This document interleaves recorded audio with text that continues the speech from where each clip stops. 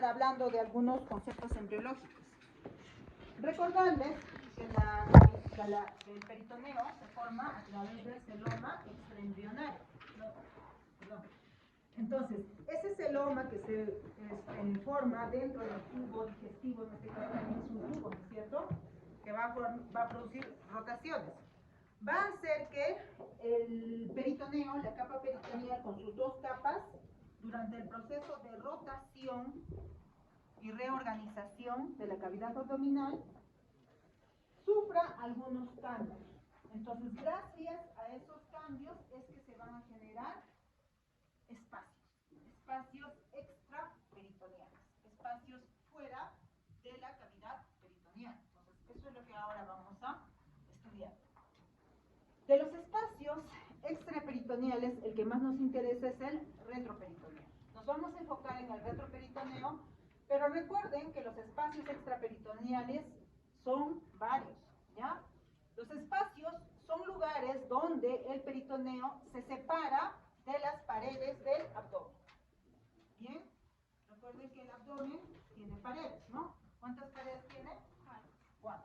Una pared anterior, una pared posterior y 2 paredes laterales. Entonces se supone que todo eso va a estar revestido por peritoneo. Perdón, 4. ¿Y la superior y la inferior? 6. Bien, entonces, todo eso va a estar revestido por peritoneo. Entonces, el espacio entre el peritoneo y la pared, ese es el espacio extraperitoneal. Bien, entonces, acá la característica es que los órganos que van a quedar por fuera de la cavidad peritoneal no van a poseer mesos. ¿Sí? ¿Por qué? ¿Qué cosa es un meso? ¿Cómo definen a un meso? Anatomía 1. ¿Qué es un meso? Meso.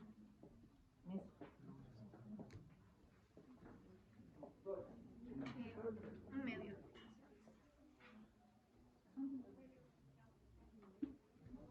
Tienes idea, pero no es el concepto, ¿no? Un medio de fijación. ¿Cómo es caminé? Caminé, caminé tiene 2 manos, ¿no?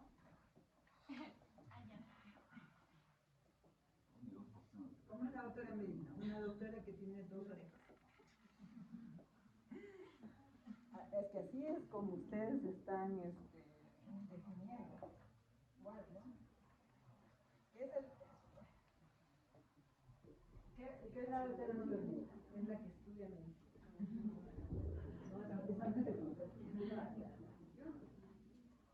Es un repliegue de peritoneo. Es un repliegue del peritoneo, ¿ya? Que va a unir un órgano a la pared y por el cual están pasando órganos vasculonerviosos que conectan al órgano con la pared. ¿Sí o no? ¿Por qué te olvidas? Eso es el meso. Entonces, si estamos hablando que los espacios quedan fuera del peritoneo, es lógico pues que los órganos no tengan meso. ¿Por qué? Pues porque no hay peritoneo en este espacio. ¿Ya? Entonces los órganos van a estar directamente en relación a la pared. ¿Ya? Y directamente en relación a los vasos sanguíneos, las estructuras vasculonerviosas van a estar directamente en contacto con el órgano. ¿Ya? Revestidos por tejido celular, sí, denso, tejido celular, pero no va a haber un meso que los cubra. ¿Ya?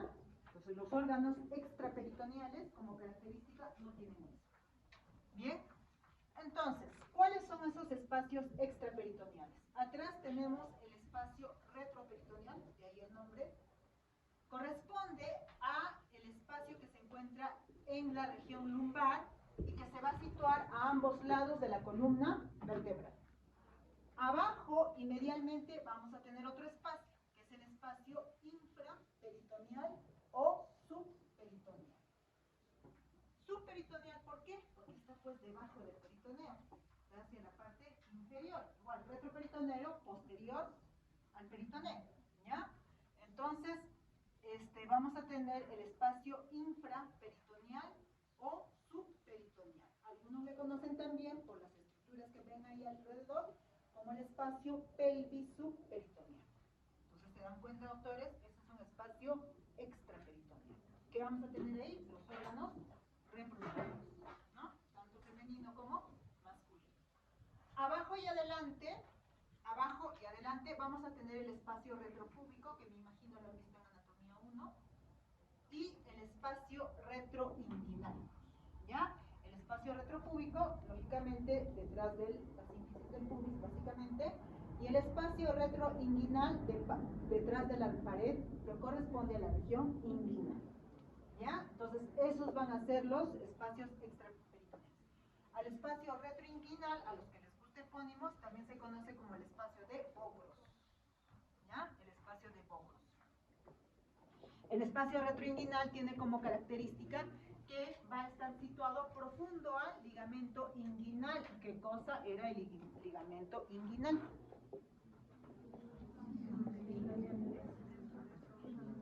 ¿Es qué? ¿Es qué?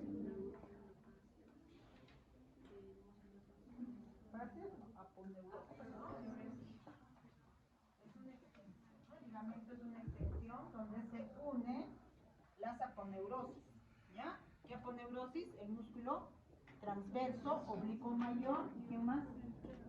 Y el recto, ¿ya? Entonces, esos van a formar el ligamento inguinal, que aquí está, ¿no? Acá pueden ver cómo la aponeurosis del oblicuo externo llega hacia la región inguinal y se repliega, ¿no? Se repliega para formar, con el refuerzo de las otras aponeurosis, el ligamento inguinal. Entonces, ese espacio que queda por debajo del ligamento inguinal es el espacio retroinguinal o espacio de Bogros.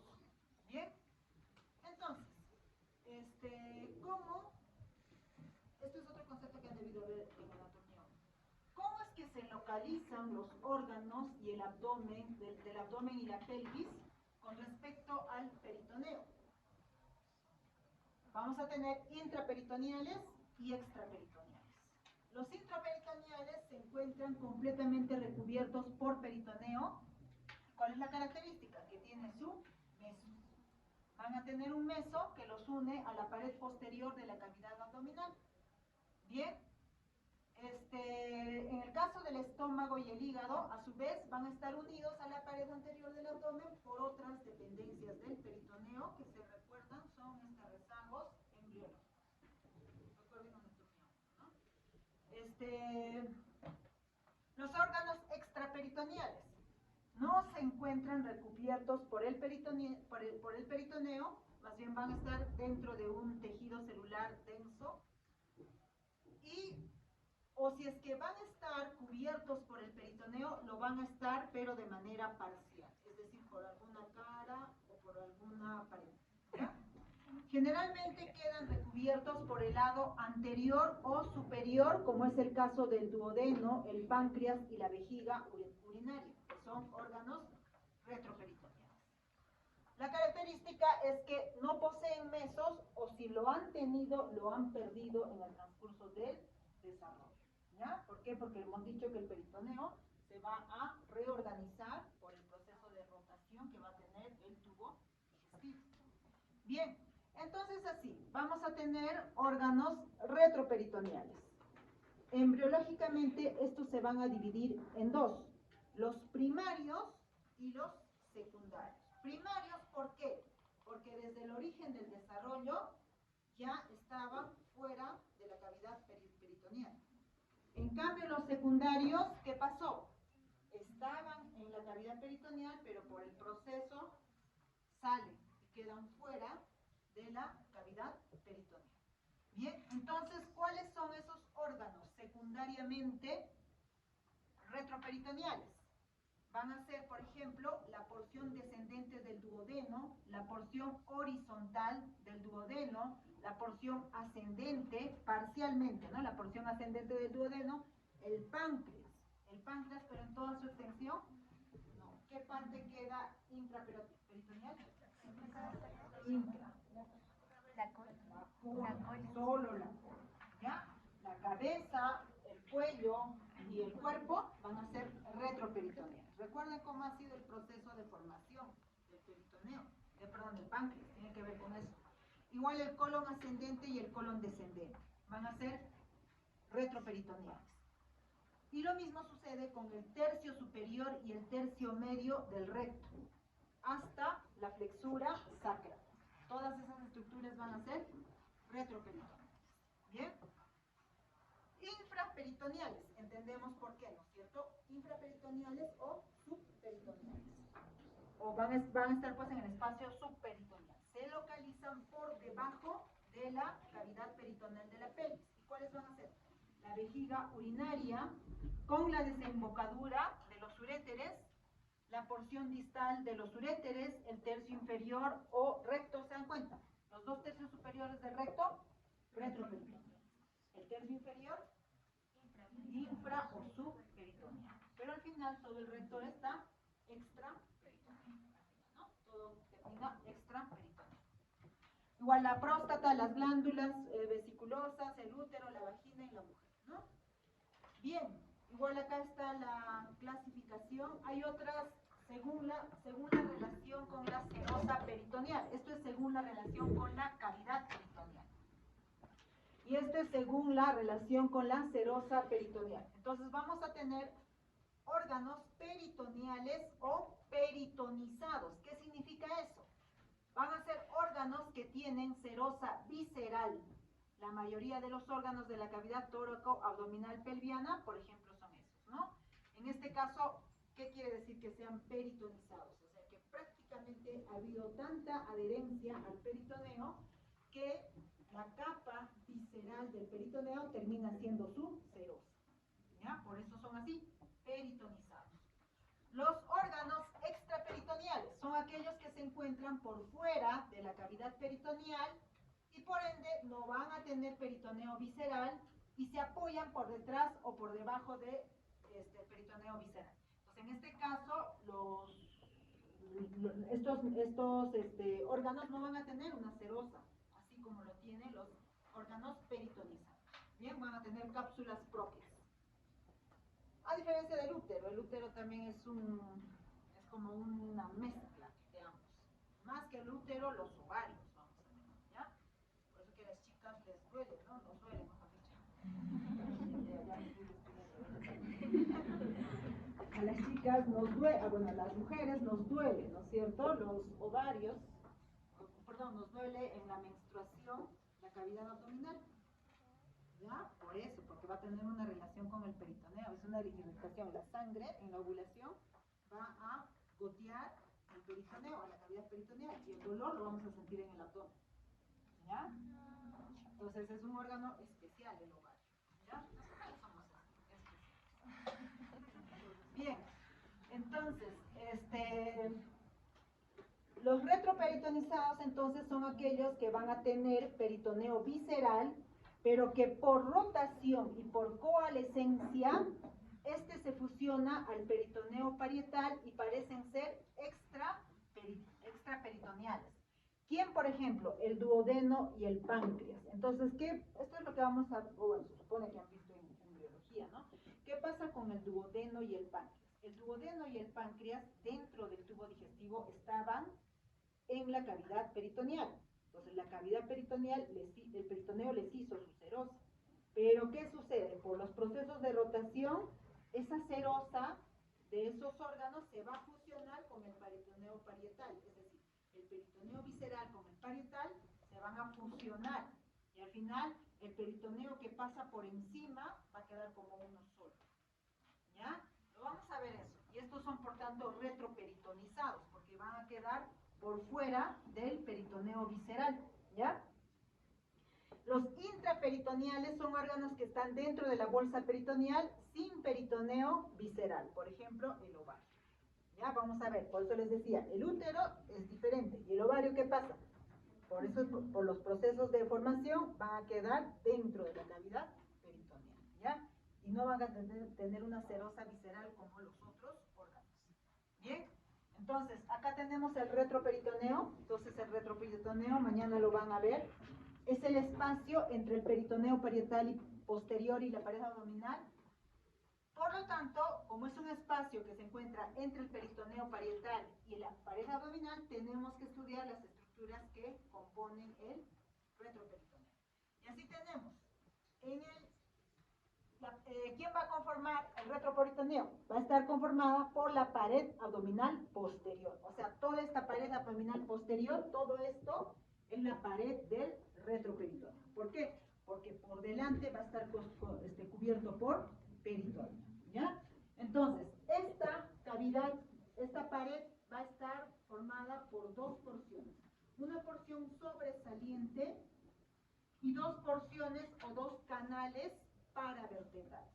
La porción sobresaliente es la columna vertebral. Y como es una porción sobresaliente, va a darle la impresión a la pared posterior que hubieran dos canales a los costados. Y mañana lo van a tocar. Cuando ingresen, van a ver la... Ah, no, vamos a ver todavía columna, ¿no? Sí, hay algo. Ya, entonces mire, cuando hagamos retroperitoneo van a ver cómo sobresale y lateralmente se forman dos canales. Entonces, en esos dos canales vamos a encontrar a los riñones, sobre todo, ¿no? Que son los órganos retroperitonеos. Bien, entonces, acá de nuevo están las estructuras, cómo se forman primariamente retroperitonales y secundariamente retroperitoneales. Vean acá, autores, miren, por ejemplo, aquí está la cola del páncreas. ¿Se dan cuenta? Miren cómo la cola queda dentro de la cavidad. Aquí han cortado peritoneo y acá también. Entonces, esto que estamos viendo es la cavidad peritoneal. Entonces, miren cómo el cuerpo, el cuello y la cabeza queda por detrás. ¿Ya? Entonces, esos son los secundariamente retroperitoneos. Pero solo la cola queda por dentro. Igual acá, en una resonancia, ¿cómo tienen que ver? Marcan una línea que está por delante de los riñones, por delante de las estructuras vasculonerviosas y por delante del colon. Entonces, todo eso corresponde al retroperitoneo. ¿Ya? Bien, acá también está la clasificación, y esto es importante. Tienen que conocer las zonas quirúrgicas del retroperitoneo. ¿Ya? Entonces, quirúrgicamente se separan así, en tres zonas. Una, o mejor dicho, de este espacio extraperitoneal, ¿ya? Tenemos la zona 1, que es donde vamos a encontrar al retroperitoneo central con los grandes vasos y duodenos. Está en la línea media. Ustedes marcan dos líneas paramedianas y paralelas a la columna vertebral, y eso es la zona 1. A los costados vamos a tener la zona 2, que van a ser la región del flanco derecho y flanco izquierdo. En esas regiones vamos a encontrar a los riñones, uréteres, colon ascendente y descendente. Y por último, la zona 3, la que pasa por las espinas ilíacas. Esta zona va a ser la región de la pelvis, es decir, el espacio subperitoneal. ¿Ya? Entonces, esas son las zonas quirúrgicas del retroperitoneo. Entonces, vamos a avanzar sobre... ¿Alcanza el tiempo para hablar de región vertebral?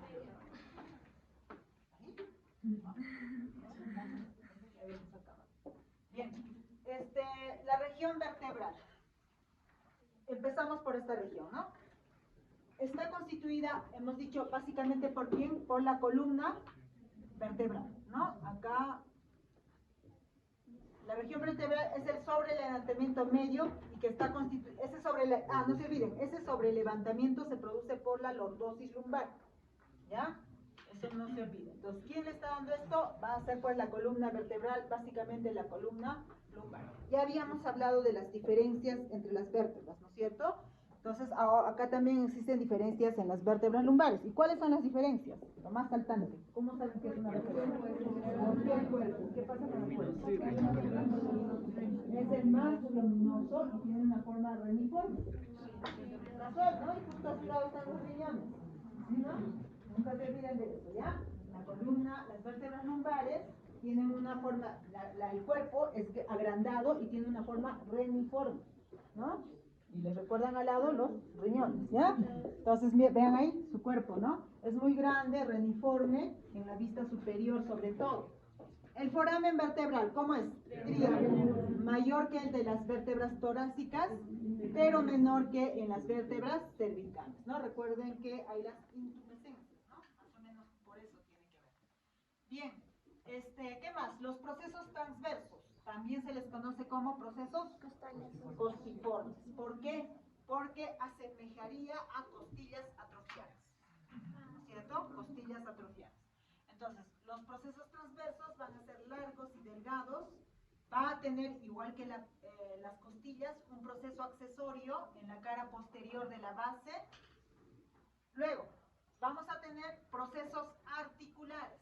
Los procesos articulares van a encontrarse, son las caras articulares casi verticales. Vamos a tener que tiene una cara superior dirigida posteromedialmente y una cara inferior dirigida anterolateralmente, justo para que se fusionen pues, o se articulen, ¿no? De manera que encajen bien en la articulación. ¿Cuál es la característica de este proceso articular y la diferencia? Que va a tener un proceso mamilar en la cara posterior, este de acá, ¿no? Entonces, ese proceso mamilar ustedes no lo encuentran en otras vértebras. Entonces, eso también salta a la vista, ¿no es cierto? La presencia de los procesos mamilares. Luego, ¿qué pasa con los procesos espinosos? Van a ser cortos y robustos y gruesos y anchos. Esa es otra característica, ¿ya? Los procesos espinosos de las vértebras torácicas son alargados, afilados. En cambio, estos van a ser cortos y robustos. Bien, van a tener la forma de una hacha, incluso dice, ¿no? Los procesos transversos o costales, ¿dónde se implantan? Se van a implantar en la unión del pedículo y de la apófisis articular superior, como pueden ver en la imagen. Miren, ¿cuál es el pedículo? Ya saben. ¿Qué cosa unen los pedículos?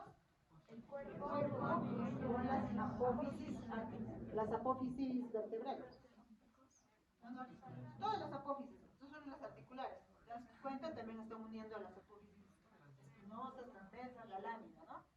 Entonces, ese es el pedículo. Entonces, los procesos transversos o costales se implantan en la unión del pedículo y de la apófisis articular superior. Son largas y estrechas y afiladas, ¿no? Los transversos, porque se parecen a las costillas. Las apófisis L1, eso es importante, ¿eh? La apófisis L1 es la más pequeña, ¿ya? Muchas veces lo vamos a ver en las radiografías, a veces los estudiantes tienen problemas pues, para contar las columnas, ¿no? Perdón, las vértebras. Entonces, ¿cómo se dan cuenta? En la transición entre T12 y L1, porque T12 va a estar conectada a las costillas y L1 va a tener la apófisis costal más pequeña y después las apófisis costales van aumentando de tamaño, ¿ya? Entonces así se van a dar cuenta de cada una de las vértebras lumbares. Bien, en la cara posterior cerca de su base se ubica la apófisis accesoria. También esa es la característica. ¿Se ve en la imagen? Ahí está, ¿no es cierto? Una de estas imágenes, la apófisis, no, en otra creo que tengo, ¿no? La apófisis accesoria. ¿Para qué sirve esa apófisis accesoria? Para la inserción de los músculos intertransversos. Recuerden que acá en la columna lumbar, igual que el cuello, necesitamos más movilidad, ¿no? Entonces, estas apófisis accesorias justo son puntos de apoyo para estos músculos y todo eso pues apoya a la movilidad, ¿no? De la columna lumbar. Bien, ¿y qué pasa con la apófisis mamilar, que la ven ahí, o tubérculo mamilar? ¿Dónde se origina o cómo se dan cuenta la presencia de la apófisis mamilar? Porque se origina ¿dónde? En la apófisis articular superior, no se olviden, ¿ya? La apófisis mamilar, ¿dónde se encuentra? En la apófisis articular superior. Y la apófisis accesoria, ¿dónde? En la cara posterior de los procesos transversos. Ahí vamos, en la cara posterior de los apófisis transversos. Mientras que la apófisis mamilar, ¿dónde va a estar? En la apófisis articular superior. La apófisis mamilar, ¿para qué sirve? Se inserta ahí el músculo multífido, como ven ahí, ¿no? De aquí sale el músculo multífido y asciende hacia las apófisis espinosas de las otras vértebras, ¿no? Se reparte como un abanico, ¿no? Desde la apófisis mamilar. ¿Para qué sirve esa articulación, esa inserción? Para ayudar a estabilizar las articulaciones vertebrales durante el movimiento. Bien, entonces la apófisis accesoria, en realidad, acá sí se ve, ¿no? Miren, esta es la apófisis transversa o costal, y acá en la cara posterior es que encontramos a la apófisis accesoria. Entonces, en realidad, algunos autores dicen que la apófisis accesoria sería la apófisis transversa verdadera, mientras que la apófisis transversa sería la costilla. Lo que pasa que en el proceso de evolución se fusionó la costilla y la apófisis accesoria se ha involucionado. ¿Ya? Entonces, eso es lo que ha pasado en el proceso evolutivo. ¿Ya? Entonces, eso es lo que dicen algunos autores. ¿Bien? ¿Qué hay en respecto a las láminas? Las láminas vertebrales van desde la base de la apófisis espinosa a la apófisis transversa y articular. Aquí está, ¿no? Acá se ve. Entonces la lámina, acá, perdón, en la parte posterior la lámina conecta la apófisis transversa, la apófisis espinosa y la apófisis articular. Y todo este macizo al final se junta con el cuerpo y esa unión es el pedículo. ¿Ya? Bien, entonces, las láminas vertebrales, ya saben, van desde la base de la apófisis espinosa, apófisis transversa y articular. Mientras que los pedículos van desde la base de la apófisis transversa y articular hasta la parte posterior del cuerpo vertebral. ¿Qué saber en cuanto a los pedículos? Que los pedículos van a tener un borde superior y un borde inferior. Estos bordes van a formar incisuras o escotaduras. ¿Para qué sirven esas incisuras o escotaduras? Para delimitar todo el agujero intervertebral para el paso, ya saben ustedes, de las raíces de los nervios espinales, ¿no? Bien, entonces, los agujeros intervertebrales, estos sí tienen que conocer, los límites de los agujeros. ¿Quién al final compone el agujero intervertebral? Sería el borde inferior del pedículo suprayacente, el cuerpo de la vértebra suprayacente, el disco, luego el cuerpo de la vértebra infrayacente, el borde superior del pedúnculo infrayacente y por último la articulación siga apofisial. No se olviden, ya les hemos hablado que a nivel de esa articulación puede haber procesos de artrosis. O sea, la artrosis es cuando el cartílago se desgasta. Entonces, a medida que se desgasta el cartílago, ¿qué pasa? Las superficies articulares rozan. Cuando empiezan a rozar las superficies articulares, para evitar el mayor traumatismo de las superficies óseas, porque ya son óseas, el hueso empieza a formar excrescencias óseas, se hipertrofia. ¿Ya? ¿Y para qué se hipertrofia? Para protegerse a sí mismo, porque ya no tiene cartílago. Entonces, esa hipertrofia se conoce como osteofilia. ¿Ya? Son unas excrescencias que se van a ver en las superficies articulares. Pues como entenderán, si son excrescencias, son incrementos, son como nódulos que les aparecen a los huesos a este nivel, pues ¿qué va a pasar? Va a producir una disminución del agujero intervertebral. ¿Y eso qué va a producir? Una una compresión de las estructuras que pasan por ahí. ¿Ya? Entonces, a eso se llama estenosis foraminal. ¿Ya? Es una estenosis foraminal. ¿Ya? Ahora, una estenosis foraminal puede ser por eso, ¿no? Porque acá va a haber un proceso de artrosis con crecimiento, formación de osteofitos. Pero también, ¿quién más puede disminuir el tamaño? El disco, ¿no? Cuando se hernia, el disco también va a protruir hacia la parte posterior y va a producir una estenosis foraminal. ¿Ya? Entonces, esas son las causas de ¿qué pasaría ahí? ¿Quién se comprime? Por lo tanto, ¿cuál va a ser la consecuencia clínica? Una radiculopatía. Ya hemos hablado cuál es la característica de una radiculopatía. Es un dolor que en este caso se irradia, porque viene de radiculopatía. Se irradia de raíz, ¿no es cierto? Se irradia en toda la región que inerva, que puede ser más de un dermatoma, ¿estamos de acuerdo? Que que agarra varios, ¿no? Un nervio agarra más de un dejar, ¿ya? Y también puede haber en casos más severos compromiso motor, ¿no? O sea, al inicio va a ser sensitivo y después motor, dependiendo del grado de compresión de la... Porque ¿quién se comprime más se va a comprimir? El ganglio posterior, ¿no? Que es sensitivo. Y después va a agarrar pues la raíz anterior, que es motor, ¿ya? Bien, entonces ahí está, ¿no? Ya ustedes ya conocen, ¿no? La salida por el agujero intervertebral de las raíces nerviosas. Entonces las raíces nerviosas se unen, ¿no? A la salida y ahí encuentra al ganglio espinal. Y aquí está, doctores, lo que les hablaba. Entonces, esto es lo que pasa a los chicos. Aquí ya no vienen los internos de... No, algunos de la vida ya no están viniendo a los consultorios. Ya me han explorado. Pero aquí vienen los de los taxis son... Bueno, mejor son más moscas. Bueno, pero ¿qué pasa con los chicos que venían en rotaciones? Cuéntela, ¿cuál es la vértebra L5? L4. Ya vimos, ¿no? Acá. L5, L4. Este es L4. Nunca hagan eso. ¿Por qué? Porque a veces puede haber una vértebra de más y una vértebra de menos. Y si ustedes cuentan así, van a decir, este es 5, 4, 3, 2, y a la torácica la van a contar como L1.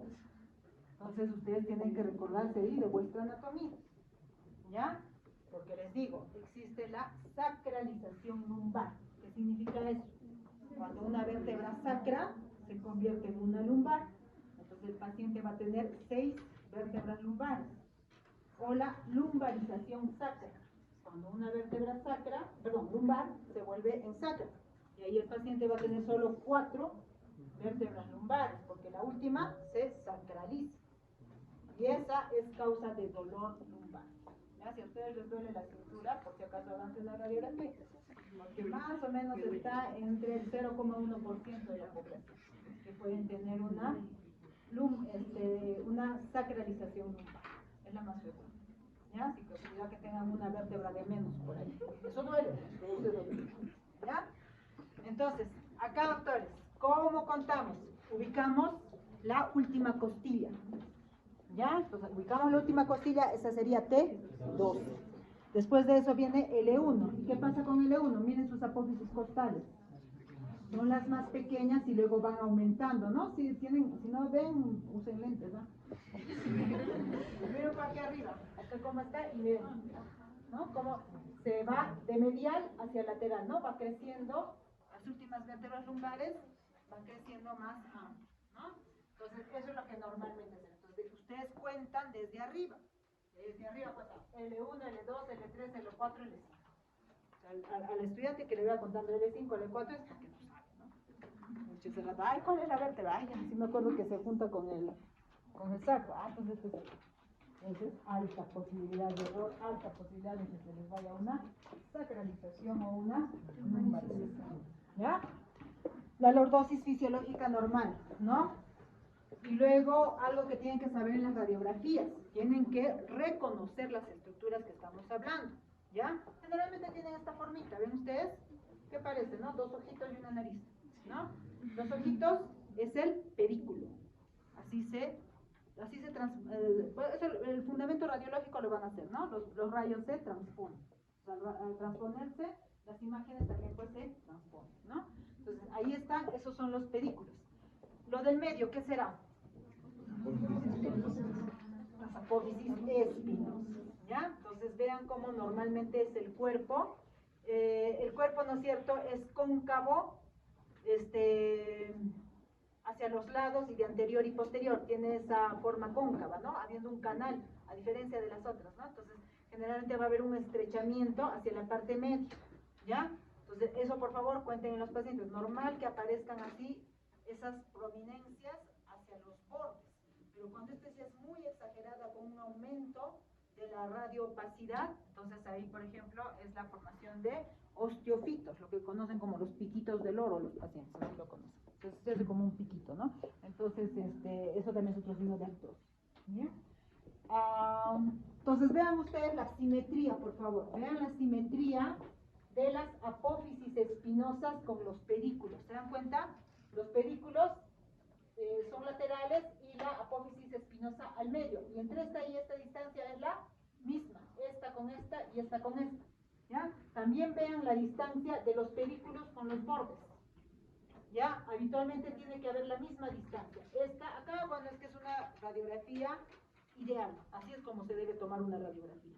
Así se debe ver. Pero la mayoría de las cosas no lo ven así. ¿No? Es más difícil para ustedes, ¿ya? Entonces, a veces está un poquito rotada la incidencia de los rayos y puede haber un poquito de variación, ¿no es cierto? Este pedículo va a verse un poquito más hacia este lado y acá este pedículo también. Entonces, va a haber un campo entre el borde lateral y la presencia del pedículo, ¿ya? Pero es mínimo, ¿ya? Lo ideal es que haya esta simetría, ¿ya? Entonces, cuando ustedes vean que haya un movimiento, una rotación, probablemente sea una escoliosis, ¿ya? Entonces, ahí les van a enseñar a tomar unos ángulos y con los ángulos van a saber si hay o no hay escoliosis.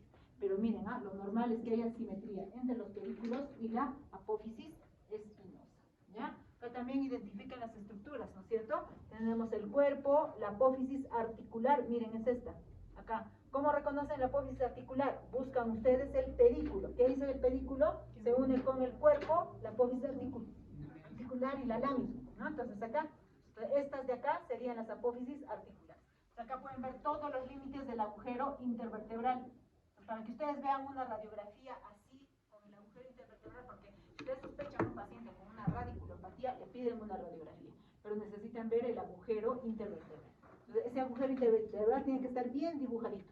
¿Y en qué incidencia nos da? En las radiografías oblicuas. Esa es una radiografía oblicua. Cuando vean que se nota muy claro el agujero intervertebral, es una radiografía oblicua, ¿ya? Entonces son cosas que lo van a aprender. Acá se ve mejor, ¿no? Miren los pedículos, la apófisis espinosa y vean la simetría de los pedículos con la apófisis espinosa. Bien, esta también es una incidencia lateral, ¿ya? En esta incidencia lo que vemos es esta imagen, ¿no? Tiene la forma de un perrito, como pueden ver, ¿no es cierto? Entonces, las orejas son los procesos articulares, el ojo es el pedículo vertebral, el cuello es la porción interarticular. Entonces, cada una de esas partes se ve. Cuando hay una fractura entre los pedículos, acá se ve un trazo, ¿no? Y la cabecita del perrito como que se sale del cuerpo. Bien, entonces la porción entre el pedículo y la lámina se conoce como el macizo apoficial, ¿ya?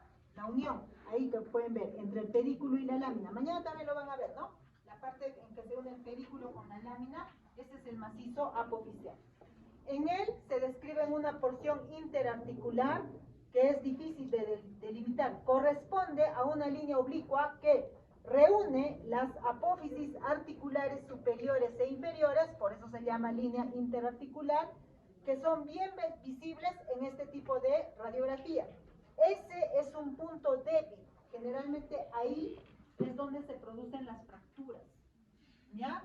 Entonces es un punto débil en los accidentes traumáticos. Entonces cuando se sale, imagínense acá, se sale el pedículo, se separa el pedículo con la lámina. Acá, el pedículo con la lámina.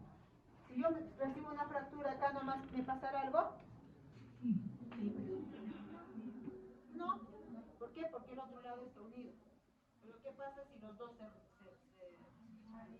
el cuerpo se va a separar de todo el arco vertebral? Se separa, ¿no? Se separa. Entonces, esto se separa. Entonces, ¿qué va a pasar con el cuerpo? Cuando desliza sobre la otra vértebra, a eso se llama listesis. Entonces, imagínense, este sería el agujero vertebral y este sería el agujero vertebral. Si este cuerpo se sale así, ¿qué va a pasar? ¿No? ¿Qué va a pasar con la médula? Un traumatismo vertebromedular, se puede arrancar la médula. Está dentro. Está dentro. ¿Qué pasaría? Metan un lapicero y ustedes mueren. ¿Qué va a pasar con la lapicero? Traumatismo vertebromedular. Entonces, a eso se llama espondilolistesis, cuando una vértebra, básicamente el cuerpo, se desliza sobre la otra, hacia la parte anterior. Entonces puede haber eso se llama una espondilolistesis.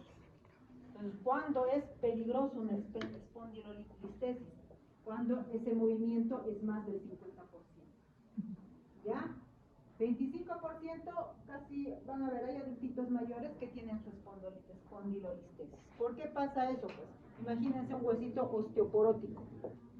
Es el que más se rompe, ¿no? Una caída de un adulto mayor sentado, les juro, o sea, puede pasar, puede tener una espondilolistesis, ¿ya? Entonces, si esa espondilolistesis es menos de 25%, tranquilos, el paciente, el abuelito te va a caminar.